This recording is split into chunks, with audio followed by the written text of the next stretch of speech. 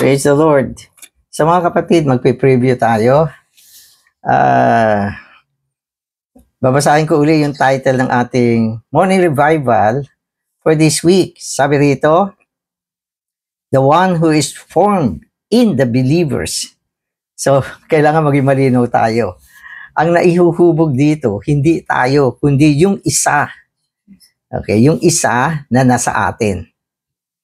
Yung isa na nasa atin. Pero pwede naman natin sabihin na kapag siya ay naihubog sa loob natin, tayo ay nagkakaroon ng larawan ng Diyos. So, ganon. So, ang paghuhubog ng Panginoon ni Jesucristo sa loob natin ay nagre-resulta ng pagkakaroon natin ng larawan ng Diyos. So, yung pagiging larawan ng Diyos ay nanggaling sa proseso ng si Kristo ay naihubog tungo sa loob natin o sa loob natin. Amen. So, ang schedule natin ngayon ay week 19, day 5, Friday. Magbabasa na ako ng mga verses natin. 2 Corinthians 3:18. But we all, with unveiled face, beholding and reflecting like a mirror the glory of the Lord, are being transformed into the same image from glory to glory, even as from the Lord's Spirit. So marami rito mga salita na pwede nating i-highlights. Halimbawa, unveiled face, isang mukhang walang talukbong. Ang ibig sabihin, ang buhay ng isang believers, dapat wala siyang talukbong. Patuloy niyang inaalis ang mga bagay na hindi si Kristo sa buhay niya. Binibitawan, inaalis, binigive up, yung mga bagay na hindi si Kristo. So, palaging ang buhay natin kasi ay lagi may discernment. Kasi madali tayong maokupahan ng maraming bagay. So, ang tanong, si Kristo ba to? Pag hindi si Kristo, give up ko to. Bitawan ko to. I-discharge ko itong mga bagay na ito. So, ganyan. Tuloy-tuloy na bagay yan. Hanggang sa ang ating mukha ay walang talukbong. So, sabi dito, pag ang ating mukha ay walang talukbong, tayo ay nakakatulad na isang salamin na nag-aaninag sa kalwalhatian ng Panginoon. So, yan yun. Kasi ang salamin, pag siya ay walang tabing, kung ano yung nasa harap niya, naaaninag niya yun, nare-reflect niya yun. So, yun yung ibig sabihin. Tayo ay mga tao na lagi nakaharap sa Panginoon. Pero maski nakaharap ka, kung may tabing, may talukbong, hindi mo mare-reflect ang Panginoon. Kaya yung pag-aalis ng tabing, importante sa salamin. So, ang mga salamin dapat walang tabing. Ganun. At mula sa salamin na iaaninag ang kalwalhatian ng Panginoon. So, ang kalwalhatian ng Panginoon, okay, ay tumutukoy sa kanyang larawan. Ang kalwalhatian ay sa kanyang larawan. At kung tuloy-tuloy na wala tayong talukbong, ang kalwalhatian, okay, from glory to glory, okay, the glory of the Lord, okay, ang kalwalhatian, tungo sa kalwalhatian ay tuloy-tuloy na naiaaninag. Glory to glory, ibig sabihin, suson na mga glory. Mga suson ng kalwalhatian. Kung minsan medyo malabo, malilinaw, lumilinaw, nagiging susun siya ng kalwalhatian. Tapos dinala rin dito yung transformasyon tungo sa ganyang larawan. Ganyang larawan. Kaya ang transformation, ito ay naipoproseso rin sa panahon na wala tayong talukbong. Na natatransforma tayo. Tapos yung pangalawang verse naman, Romans 8:29. Because those whom He foreknew, He also predestinated to be conformed to the image of his Son, that he might be the firstborn among many brothers. Okay, so dito binanggit yung salitang conform. Conform. So yan yung pinaka-sentrong topic sa week na ito. No, yung tayo ay maiporma. No, maihubog. No, conform, maihubog. Form, maihubog. Okay, so pareho lang yung words na yan. At tayo ay binigyan ng ganitong direksyon. Ibig sabihin, ang direksyon ng isang believers ay ang paghuhubog ni Kristo sa loob niya. Dapat yan ay isang proseso na tuloy-tuloy na isasagawa ng Panginoon. So siya yung nagsasagawa dyan mula sa ating cooperation. Nakikipag-cooperate tayo sa Panginoon upang siya ay tuloy-tuloy na maihubog tungo sa loob natin. Kaya ito yung pinaka-topic natin. Amen. So magbabasa na ako. According to the context of the book of Galatians, to have Christ conformed in us is to allow Him to permeate our being and saturate our inward parts. When Christ occupies our inner being in this way, He is formed in us. Formed in us. So yung forming, yung paghuhubog ng Panginoon, ito ay isinasagawa sa loob natin. Hindi ito panlabas. Huwag natin masyadong pansinin yung ating panlabas. Ang binibigyan pansin dito ay ang kanyang paghuhubog sa loob natin. No? Sapagkat pwede natin sabihin, pag binabanggit kasi yung panloob na bahagi ng tao, ito ay ang kanyang kaluluwa na binubuo ng kanyang kaisipan, damdamin, pagpapasya. At sa kaloob-looban, nandun yung ating pinaghalong espiritu. So yan yung mga panloob natin bahagi.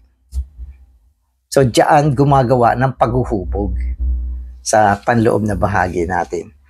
At dito nangangailangan ng sabi niya, permeation, saturation, pagbababad, pagtitigmak. Dapat nagkakaroon ng pagtitigmak sa loob natin. Pagbabad sa loob natin. Ng ano? Ng espiritu. Kasi lahat ng mga proseso na pinag-uusapan natin dito ay gawain ng espiritu. Kung ang Panginoon natin, hindi espiritu, hindi maisasagawa lahat ito. Paano niya tayo mabababaran? Matitigmakan kung hindi siya espiritu. Kaya itong lahat ng ito, yung sinasabi, dapat tayong mababaran, dapat tayong matigmakan, lahat ng ito ay gawain ng espiritu. Dapat bukas tayo sa paggawa ng espiritu. In order to have Christ formed in us, we need to drop everything other than Christ Himself, no matter how good these things may be. Although the law was given by God, it must be set aside so that all the ground in our being may be given over to Christ. We need to allow Him to saturate every part of our inner being. He must occupy us and saturate our mind, emotion, and will. O yan yung sinasabi natin kanina. Saturate our mind, emotion, and will. Now, mababaran ang ating kaisipan, damdamin, pagpapasya. Yan yung buong kaluluwa natin. Kailangan yung pag-apaw ng Panginoon mula sa ating espiritu, umabot sa ating kaluluwa. Para maihubog si Kristo sa atin. So, yung paghuhubog niya, yan yung pagbabad ng espiritu. Ang ibig sabihin kasi ng saturate sa English, binabaha niya, sinasaturate niya. Pag halimbawa, yung isang bagay, gusto mong i-saturate sa tubig, kailangan yung tubig marami. Babad na babad siya, saturate siya. Ibig sabihin na babaran talaga siya. Pag yung espiritu, konti lang yung supply, hindi aabot. Kaya kailangan sagana yung supply ng Espiritu. At alam naman natin, yung supply ng Espiritu, diba? Galing siya sa salita. Hindi pwede yung nagmamadali. Sobrang bilis magbasa. Wala naman naidaloy na Espiritu. Hindi pwede yung, nag-morning revival na ako, mabilis lang ako magbasa, mabilis.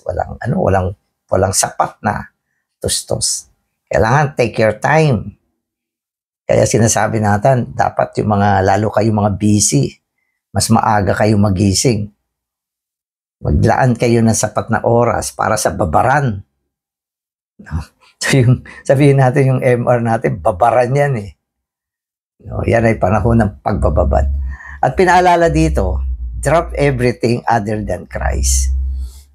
Bitawan mo ang lahat ng mga bagay na hindi si Kristo.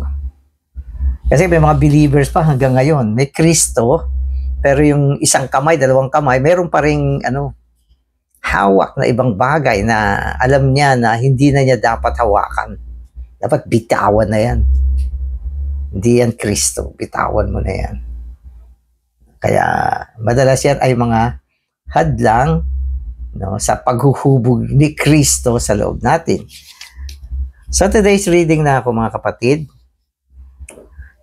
For Christ to make home in our hearts, He needs to be able to settle down within us. This is to have Christ formed in us. Settle down. Ang ibig sabihin, nag-settle ang Panginoon dyan. Parang tumira siya. Parang na siya, yung hindi na siya umaalis. Dapat may pagsisettle ang Panginoon. Katulad ng presensya niya, dapat tuloy-tuloy. Tuloy-tuloy siya. So, settle down. Nang ibig sabihin, meron kang isang palagiang espasyo para sa Panginoon. Panginoon, dito ka, huwag kang aalis. Hindi ako bibitaw sa iyo. Kaya meron siyang pag-settle. So, hindi yan yung, na naman, para bang yung Panginoon, ginagawa mong bakasyonista sa loob mo. May time na nandyan talaga siya, inaalaw mo siya, inaalaw mo. May panahon naman na may mga gusto kang gawin o busy ka, na Lord, wala muna akong time sa iyo. So, hindi nagse-settle yung ganun. Ang ibig sabihin ng settle, pangmalagian. Pangmalagian. Kung minsan mayroong mga pumupunta sa atin, may mga bisita lang yan. Tulad yung mga co-worker, nagbibisita yan. Pero hindi nagse-settle yan. Mas maganda kung mag-settle. Mag-settle. Ibig sabihin, tumira na talaga dyan. Dyan na malagi, hindi na umaalis. So, dapat ganyan yung relasyon natin sa Panginoon. Mag-settle siya. Amen. So, gusto naman niya mag-settle eh. Depende lang sa atin yan. Amen. So, to have Christ formed in us is to allow the all-inclusive Spirit to occupy every part of our inner being. The Lord should not have any room in our mind, emotion, or will. All the ground within us must be for Christ. We should let Christ be our thought, our decision, our love, and everything to us. Everything other than Christ must be or must diminish. And Christ must become everything to us in our experience. So, ginagamit niya palagi yung everything. Everything. No. Kanina, binanggit natin yung settle. Dito naman, sinasabi na dapat ma-occupy tayo. Yung spirit, occupied ka. So, parang yan, parang kumbaga sa ganyan yung settle. Okupado. Okupado. Di ba, may mga room minsan sa mga bahay natin. Yung room ay pinapa-upa, transient, ganyan. So, may isang tao, sabi niya, magse-settle na ako dyan sa room niyo. O, okupahan ko na yan. So, ang Panginoon, dapat hindi siya bisita, hindi siya transient, dapat mag-occupy siya. Manatili. No? Siya ang pumupuno, siya ang umu-occupy ng lugar natin. At syempre, pwede natin sabihin, yung spirit natin, talagang kanya na yan. Kanya na yan eh. Alam mo yun, nanampalataya tayo sa Panginoon. Yung espiritu natin ang pinasok niya at inihalo niya yung sarili niya ron. At wala nang pwedeng umangkin pa ng espiritu natin. Yan yung isang parte ng sarili natin na para talaga sa Panginoon yan. So, ganon.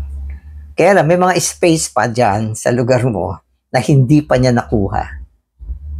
No? Ang puso natin, partly spirit and soul yan. So, yan. Kailangan makuha niya yan. Kaya may verse, di ba? Dapat mag-dwell richly siya sa ating mga puso. Sa ating mga puso. Kaya, para sa kanyang paghuhubog, no, sinasabi, every part of our being, lahat ng bahagi sa ating katauhan, sa panloob na katauhan natin, makuha niya yan. Kumusta yung isip mo? Nakuha ba niya yan? Lalo yung kaisipan din natin. Ako. Madalas yan ay punong-puno na marami mga kaisipan na hindi si Kristo. At madalas yung kaisipan natin, hindi siya nakalagak sa Espiritu. Hindi siya okupado ng Espiritu. Diba? Yung ating damdamin, emosyon. Maraming tao, emosyonal. Madaling magalit, madaling sumama loob. Sasabihin ko na naman, madaling ma-offend. May mga hatred sa loob. May mga sugat. Hindi yan mauokupahan ng Panginoon yung ganyang klaseng puso. Yung ganyang klaseng emosyon. Diba? Ang ating desisyon sa buhay, ang tigas, kailangan mauokupahan ng Panginoon yan. So, paano siya maihuhubog sa atin? Every part, lahat ng bagay sa loob natin, ma-occupy ng Panginoon. Kaya, anong gagawin natin? Panginoon, bubuksan ko siya. No, hahayaan kita na pasukin, no, ang mga kwarto na ito at i-occupy mo siya. Amen. To have Christ formed in us. So, palaging yung umpisa niya, to have Christ formed in us. Ano. Ganun siya. Okay. So, ano naman to? To have Christ formed in us is to have Christ mingled with our whole being. In every part of our being, Christ should be mingled with us. Christ must saturate us and permeate us until He is completely blended with us. Amen. Then He will be formed in us. This indicates that He desires to have a very subjective relationship within us. So, ano naman to? Mingled, blended. Ibig sabihin, naihalo na. Naihalo. Yan. Hindi ba yung, pag pinag-uusapan kasi natin yung mga blending, mingling, ang pinakamainam na pagsasalarawan dito ay yung pagbiblend ng oil tsaka flour para maging isang cake. So, yan yung pinakamainam. At mas mataas ang halo o pinaghalo kaysa sa binabaran. Ang pinaghalo kasi, ano na siya, naisip-sip na siya, naghalo na siya, na-blend na siya talaga. No? At parang mahirap ng paghiwalayin yan pag naipaghalo na yan. No? Yung binabad niya, patuyuin mo yan, wala na yung tubig dyan eh. No? Pero yung pinaghalo, hindi mo na maalis yan. Kailangan nagkaroon na ng blending sa loob natin. Mula sa pagbababad, pagtitigmak, then nagresulta sa pag-occupy, nagresulta sa ganyan. At kalaunan, nagkaroon na ng blending. So, ang Panginoon na i-blend na sa kaisipan mo. Madalas kasi sinasabi natin, ang ating espiritu ay pinaghalong espiritu. Hindi natin ganong ginagamit yung pinaghalong kaisipan. Pero sa Biblia, meron sinabi dyan, the mind of Christ. So, dumadating yung panahon na yung mind mo naging mind ni Christ. Kailan mangyayari yan? Kung nagkaroon ng blending. So, mataas na yan. Mataas na yan. So, wala pa ako nadinig na ganyan mga testimony, maraming testimony, pero wala pa ako narinig na tumayo. Sabi niya, ang aking kaisipan na ihalo na sa Panginoon. Isang kaisipan na kami ng Panginoon. Maging ang aking emosyon na ihalo sa Panginoon. Ang mga pagpapasya ko, nakahalo na yan, nakamingle na yan. Walang ganun. Pero sinasabi dito. Kaya nga, yung paghuhubog, ngayon, tumataas siya ang kahulugan sa atin. Tumataas na siya.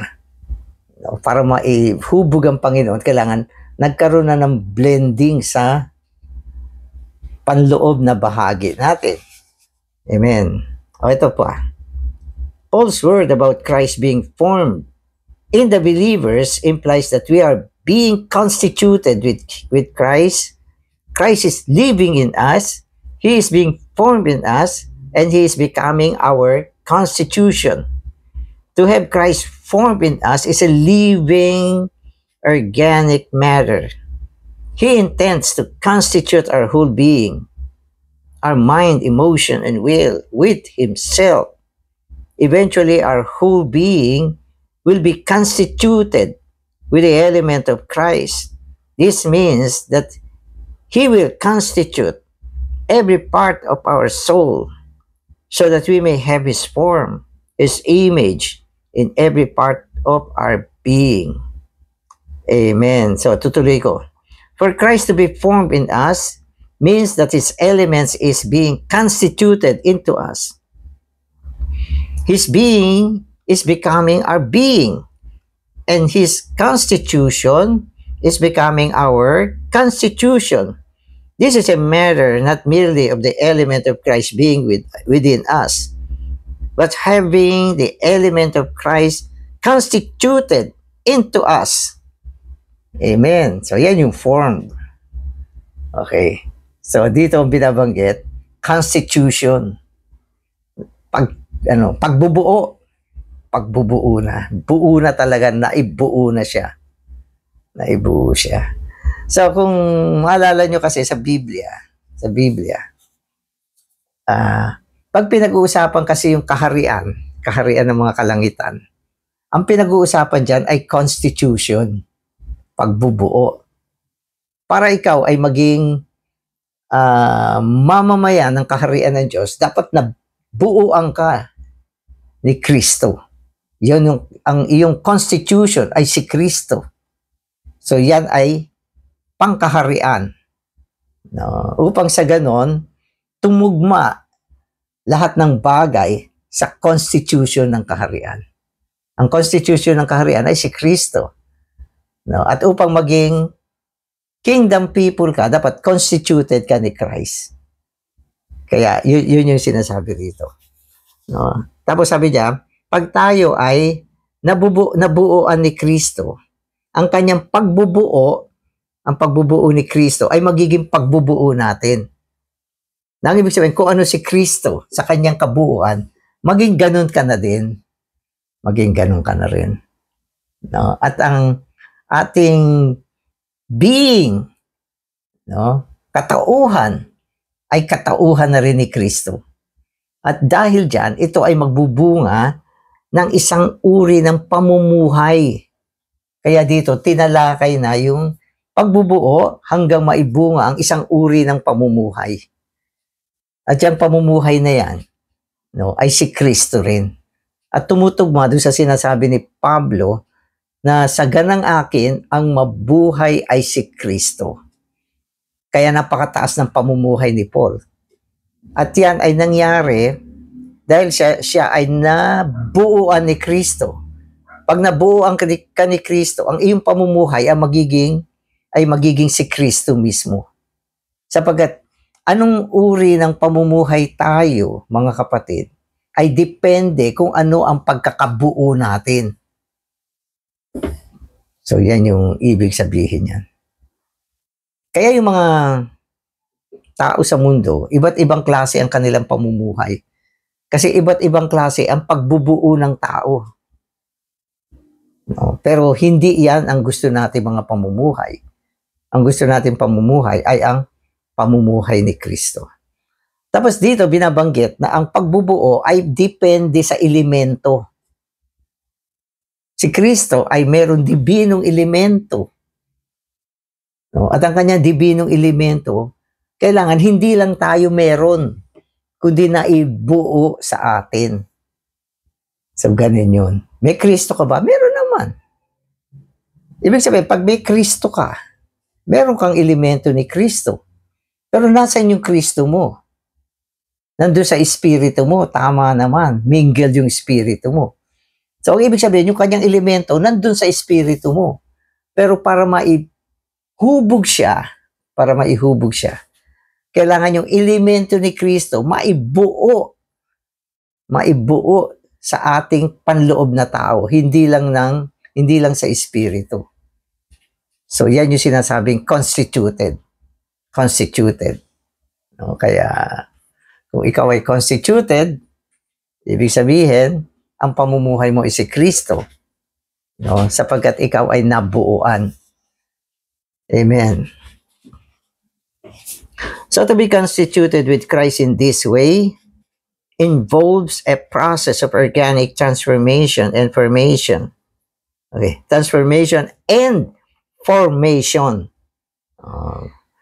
In this process, something living, okay, Christ with his element is being constituted wrought into our being. The New Testament reveals that Christ is deeply related to our being. This is not merely a concept, theory, or theology. It is a divine fact that we need to experience in full. So tama naman, isang katotohanan, sabi niya, na si Kristo ay may kinalaman sa ating katauhan. Kasi naging buhay natin siya, isipin mo. Nung ang Espiritu ay pumasok sa atin, naihalo sa ating Espiritu, nagkaroon tayo ng buhay ni Kristo. Related siya sa atin at hindi na natin pwedeng alisin yan. Related siya sa atin. Pero kulang kung ang relasyon natin sa Panginoon ay relasyon lang ng ating pinaghalong Espiritu. At pwede mong sabihin, sa panahon ng pangangailangan mo, ay doon mo siya hinuhugot. Naku, magsasalita ako. Kailangan ko ng Panginoong Jesus. Babaling ka sa Espiritu mo. Tama naman. Oo. Pagkatapos, babalik na naman sa dati. Parang spring yung buhay mo. O parang elastic. O nag-i-stretch, bumabalik sa dati. Nag-i-stretch, bumabalik. Pag kailangan mong Panginoon, nandun ka sa Espiritu mo. Okay? Pero wala naman siyang pagtitigma sa ating kaluluwa.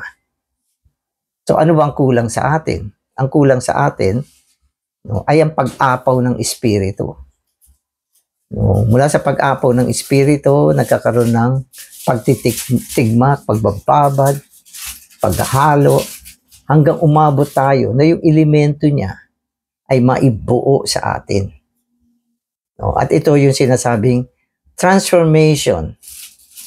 Okay, ang transformation na ito nagiging isang formation. No, at yung formation niya, ito yung nagkakaroon na resulta ng larawan ng Diyos sa iyo, sa atin, sa lahat. So, hindi yan magagawa. Yan ay resulta ng pagbubuo. Ang transformation, ang resulta niya ay transformation. At ang transformation nagiging conformation. At ang conformation, ang paghuhubog, okay, ay nagre-resulta sa larawan ng buhay na Diyos. So, ito yung mga proseso na mga organic ito. Amen. The word form in Galatians 4:19 corresponds to the word image in 2 Corinthians 3:18. This image is a form. Christ must be formed in us so that we may express Him by being in His image. As the living one, Christ with His element is working within us organically, constituting our being with Himself so that we may have His form and express His image. So ito yung goal natin. Magkaroon tayo ng hubog ni Kristo, okay, na magre-resulta sa larawan ng Diyos, no, na buhay. No? So yan yung kahayagan ng Diyos sa atin. No? Kaya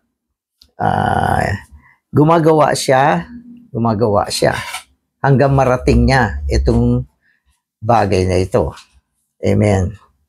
So in keeping this, Paul used the words transformation. Transformation. So, isang araw tinalakay natin, ang transformation ay metabolikong pagbabago. No? Sa pamamagitan ng infusion, paglalalin, no? At discharge. Okay, ang discharge ay yung paglabas, pagtapon ng mga bagay na hindi naman si Kristo. Kailangan meron tayong discharge.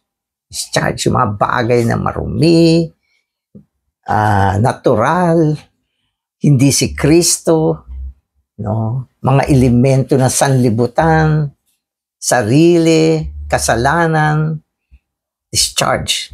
Para bang yung paghinga ng tao, breathing in, breathing out.